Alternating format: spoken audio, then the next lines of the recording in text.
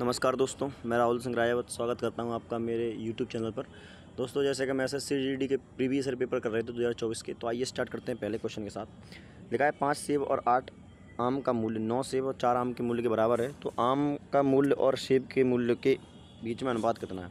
देखो, सेब को x मान लो, 8 और आम को मान लो y। ठीक है, तो तुम बोलोगे सर 5x + 8y जो बराबर है वो है 9x + 4y के। x की वैल्यू निकालेंगे, इसको वहाँ भेजेंगे तो यह आ जाएगा 4x। ठीक है, बराबर इस y को यहाँ लेके आएंगे तो यह आएगा 4y। तो यहाँ से 4 से 4 कट जाएगा, x और y का रेशियो क्या आ जाएगा 1:1। ऑप्शन खत्म। नेक्स्ट क्वेश्चन देखेंगे। बोला एक परीक्षा में संदीप को उत्तीर्ण अंकों से 55% कम अंक मिले। ठीक है, और उसे 223 अंक मिले। यदि उत्तीर्ण प्रतिशत 62% है तो परीक्षा में अधिकतम अंक कितने हैं। अच्छा, मेरी बात मैं तुमसे एक बात पूछता हूँ। 55% को ऐसे लिख सकते हैं 55/100, तो 5 अंक 5 5 अंक 5 ये 20। तो 20 में से 11 कम मिले तो कितने मिलेंगे 9। इस 9 की वैल्यू कितने के बराबर है भैया सर 23.2 के। एक की वैल्यू निकालूंगा यहाँ से, तो 9 एकम 9 दूनी 18, बचेंगे 4, 9 चौक 36। कितने बच गए 36, 9 चौक 36 कितने बच जाएंगे यार। देखो 9 दूनी 18, 4 9 चौक 36, 36 और 6 7 9 8 72, यानी ये आ गया 24.8। ये अब अगर मैं 20 से मल्टीप्लाई कर दूंगा तो ये आ जाएंगे टोटल पासिंग मार्क्स आ जाएंगे। ठीक है, तो यहाँ से करेंगे 0 से 0, तो 2 8 16, 2 चौक 8, 1 9, 2 दूनी 4, 496। और बोला ये वैल्यू किसके बराबर है 62%, क्योंकि ये पासिंग मार्क्स हैं और पासिंग मार्क्स प्रतिशत है कितना 62%।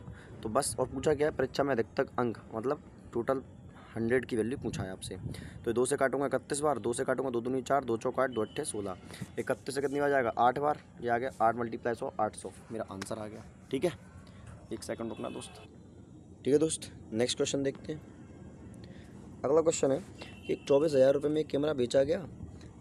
बेचने पर रीतु को 20% का लाभ। 20% मतलब 5 पे 6 का लाभ, 6 की वैल्यू 24, तो 5 की वैल्यू 20,000। नहीं, कैमरे का मूल्य कितना आ गया 20,000 रुपये आ गया।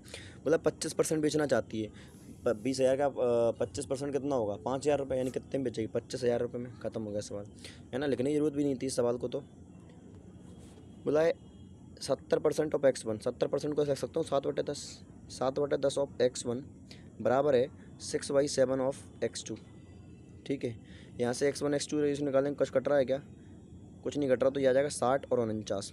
पूछा क्या x1 और x2, तो पहला आएगा 60, दूसरा आएगा 49, ऑप्शन नंबर ए। ठीक है, बोला कि 3 संख्या का अनुपात इतना है, उनका महत्तम समवर्तक कितना है। 3 संख्या क्या है।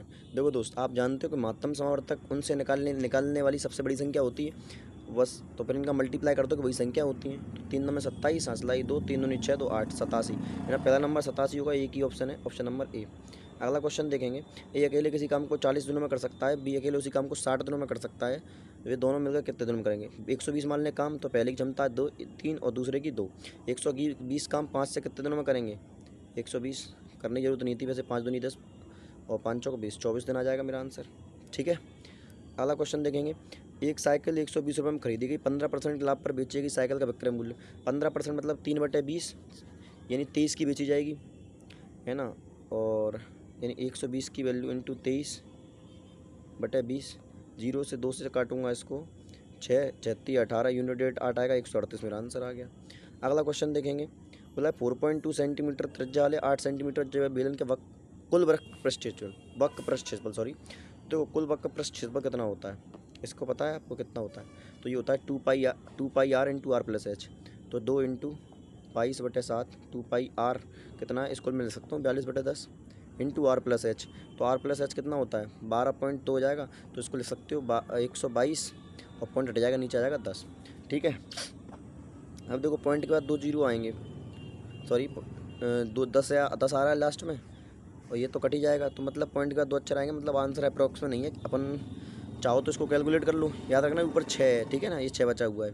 तो चाहो तो कैलकुलेट कर लो, वरना तो देखो थोड़ा सा कठिन लग रहा है कैलकुलेशन, तो चेक कर लेते हैं मल्टीपल से। 22 छुपाए तो 11 का मल्टीपल होगा दोस्त, है ना। तो देखो 11 का मतलब 4 2 6, 6 2 8 और 8 9 17। इनका अंतर कितने का आ रहा है 17 और 6 का अंतर कितने का आ रहा है 11 का आ रहा है क्या। देखना 4 2 6, 6 2 8 और 9 8 17। 17 और 8 का अनुपात कितने का आ रहा है 9 का आ रहा है दोस्त, ये मेरा आंसर नहीं होगा। 6 3 9, 9 4 13 और 13 माइनस 4 करेंगे तो आता है 7, ये भी 11 का मल्टीपल नहीं है। 6 4 10, 10 8 18 और 5 4 9, ये बेटा 9 का अंतर आ रहा है, तो ये भी मेरा आंसर नहीं होना चाहिए। सही है ना। 2 4 6 2 8, 8 8 16 और 5 4 9, 16 माइनस 9 करेंगे तो कितना आएगा, ये तो आ जाएगा 8, है ना, तो ये भी मेरा आंसर नहीं है। 3 2 5, 5 और 8 5 13 और ये माइनस करेंगे तो 2, तो 11 11 का मल्टीपल, यानी यही मेरा आंसर है। ऑप्शन नंबर डी जो है करेक्ट आंसर है। 11 का मल्टीपल से निकल गया। फिर अगर 11 का सेम हो जाता तो फिर 3 का चेक कर लेते, है ना। बहुत सारे तरीके थे चेक करने के, कैलकुलेशन करते तो थोड़ा सा सवाल बड़ा हो जाता, बस और कुछ नहीं। उधर साधारण ब्याज 70,000 रुपये की धनराशि निवेश की जाती है। इस योजना में 20% वार्षिक, यदि ब्याज 1750 रुपये है तो धनराशि बताओ। देखो 1750 रुपये ब्याज है, राशि है 7,000 रुपये, रेट कितनी दी है 20%, और टाइम मुझे निकालना है बटे 100 कर देंगे। तो 2 जीरो से 2 जीरो ये खत्म होगा, 1 जीरो से ये जीरो ये कट गया। 7 से काटूंगा, 7 दूनी 14, 3 बचेंगे, 7 पंचे 35, 5 में 25 और 5 को 20, यानी टी की वैल्यू निकलेगी 5/4। तो यानी 1 साल तो पूरा लगेगा। और ये 1/4 और 1/4 को महीने में चेंज करेंगे तो 12 से मल्टीप्लाई करना पड़ता है, आप जानते होंगे। 4 3 12, यानी 12, 1 साल के 12 महीने तो ये प्लस 3 महीने एक्स्ट्रा जाएगा, तो 12 और 3 कितना हो गया, 15 महीने मेरा आंसर आ जाएगा। ठीक है कि नहीं। अगला सवाल देखेंगे, इसको मिटाल देता हूँ मैं। ठीक है, अगला देखेंगे तो बोला है कि 41 छात्रों की कक्षा में 47 किलो वाले भार वाला एक नया छात्र शामिल होता है। ठीक है, और औसत भार 1.5 किलोग्राम कम हो जाता है। अब देखना, औसत भार 1.5 ग्राम कम हो रहा है, तो ये बताओ एक बच्चा और शामिल हो रहा है, तो 1.5 किलोग्राम कितने पे कम होगा, यानी 1.5 किलो में लिख सकता हूँ 3/2। तो ये किससे पे कम हो रहा है, 21 लोगों पे नया छात्र शामिल हो जाता है, तो 42 पर कम होगा, यानी कितने पे होगा, 42 पे कम होगा। ये 42 छात्रों पर 3/2 कम होगा, तो यानी इसको काटूंगा तो 21 या 63, तो यानी 63 वजन कम लेके आया और 47 लेके आना चाहिए था, तो कुल मिला कितने का आया है, 7 3 10 6 4 10। अब देखो 7 3 10, एक हासिल आई 110। अब ये बच्चा कितने का था, 110 का। बच्चा कितने का था, 110 नहीं, सॉरी, ये पहले वाला औसत कितना है, 110 है। बोला कि 1.5 किलोग्राम औसत कम हो गया, 1.5 कम हो गया, तो 1.5 कम, इसमें 1.5 कम करेंगे तो कितना आएगा, ये तो जाएगा 108.5। कितना जाएगा दोस्त, 108.5। इस सवाल को एक बार और देखना, है ना, पहली बार में शायद आपको समझ में नहीं आया हो, मैं कल रिपीट कर दूंगा, कोई दिक्कत नहीं। बोला है कि PQR का रेशियो निकालना है, यहाँ से PQR का, तो देखो PQR यहाँ से देखेंगे तो P कितना आएगा 5, Q कितना आएगा 4, यहाँ से देखेंगे तो Q कितना आएगा 4, बराबर आ रहा है, तो R कितना आ जाएगा 3, 5 4 3 मेरा रेशियो आ जाएगा, 5 4 3 आंसर आ गया, खत्म हो गया सवाल। अगला क्वेश्चन देखेंगे तो देखो जो 6 बचेगा, यहाँ से बचेगा 48 माइनस 5, तो ये 6 प्लस माइनस 5 कितना बचेगा, 1 का डिवाइड करेंगे 13 से, 13 बार जाएगा तो 13 एकम 13, 2 13 दूनी 26, 13 एकम 13, 121 मेरा आंसर आ जाना है। ठीक है, अगला क्वेश्चन देखेंगे। दिनेश 300 रुपये प्रति दर्जन की मूल्य से 12 दर्जन सेब खरीदता है, तो यानी 12 3 3600 रुपये खरीदे उसने। ठीक है, मतलब प्रत्येक सेब को 30 रुपये में बेचता है। अच्छा देखो, प्रत्येक सेब को 30 रुपये में बेचता है, तो 1 दर्जन कितने का बेचेगा, इतने का, और कितने खरीदे हैं, 12 दर्जन खरीदे हैं। ये बात समझ में आई कि नहीं आई मेरी।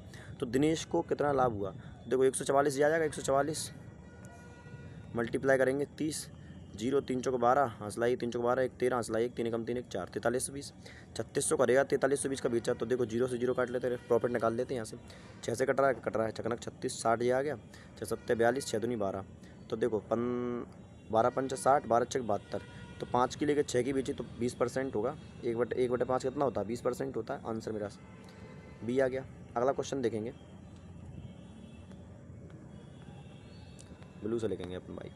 बोला कि 2 रेलगाड़ियाँ 40 किलोमीटर और 90 किलोमीटर की चाल से एक ही दिशा में चल रही है, स्पीड माइनस हो जाएगी भाई, उनकी लंबाई इतनी है, तो तेज़ वाली रेलगाड़ी धीमी वाली रेलगाड़ी पार करने कितना समय लगेगी, देखो पार करेगी तो अपनी लंबाई पहले पार करेगी, फिर उस रेल की लंबाई पार करेगी, तो दोनों की जुड़ जाएगी, तो जाएगी 5 7 5 12, 3 2 5 1 625 आ गई, बटे स्पीड क्या हो जाएगी माइनस, तो कितना जाएगा 50। अब देखो ये मीटर में, ये किलोमीटर में, तो इसको मीटर पर सेकंड बनाने के लिए 5/18 से कर देंगे मल्टीप्लाई, 5 से काटेंगे कितनी बार, 5 एकम 5, 5 दूनी 10, 5 25 बार।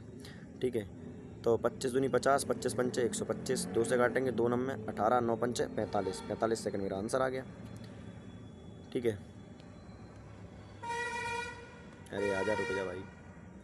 बोला 27 लड़कों के एक समूह का औसत आयु 21 वर्ष है। ठीक है, कोई दिक्कत नहीं। यदि कोई लड़का समूह को छोड़ देता है तो औसत आयु कितना कम हो जाती है, 0.7 कम होती है। तो औसत कितना कम हो रहा है दोस्त, 0.7, 7/10 कम हो रहा है कितने छात्रों पर? 26 छात्रों पर कम होगा। यही भाई, यही तो बात है ना।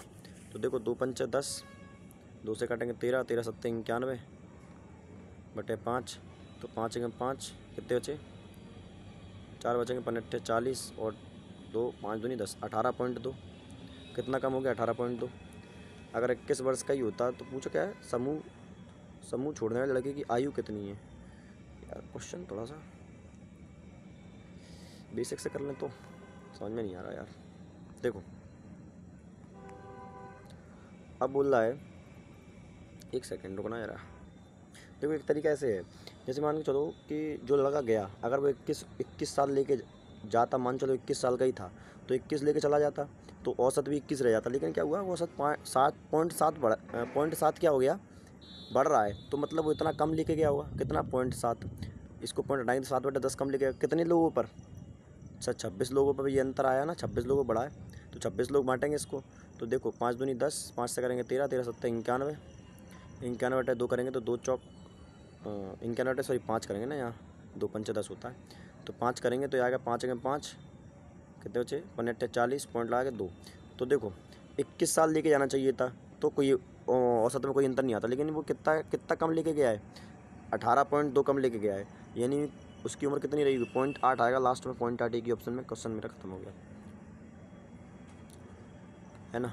अगला क्वेश्चन है कि क्रमिक छूटों का एकल छूट 12 और 5 27 से कम मेरा आंसर आएगा, तो ये मेरा आंसर नहीं हो सकता। बाकी और देखते हैं।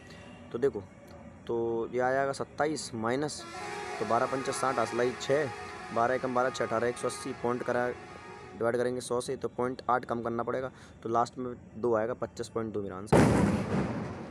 ठीक है कि नहीं? कुछ नहीं दोस्त, दिवाली मना रहे हैं, आ जाओ। तो 11 से काटेंगे कितनी हो जाएगा? 11 एकम 11, 11 33, मल्टीप्लाई करेंगे 169। ठीक है, अब देखो पहले इसका डिवाइड करेंगे तो 13 एकम 13, 13 दूनी 26, तो 12×12 करेंगे 144 आ जाएगा, प्लस का साइन लगाया तो 144 कर देंगे, माइनस। तो 14 से डिवाइड करेंगे, 14 एकम 14, 14×5 = 70, 15×15 करेंगे 225 ही आ जाएगा। ठीक है, 9 4 13, 13 में से 5 जाएगा, 8 बचेगा, 8 सभी के यूनिट डेट, तो बेटा जोड़ दो, 9 4 13, 6 4 10 1 11, 2 1 3, 313 आ गया, यह आ गया 225। देखो 13 में से 5 गए, 8 बचे, 10 में ये 0 बचा, 10 में से 2 गए, 8 बचे, और 3 में 2 1 चला, कुछ नहीं, खत्म हो गया सवाल। 88 मेरा आंसर है। ठीक है कि नहीं भाई? आगे देखो,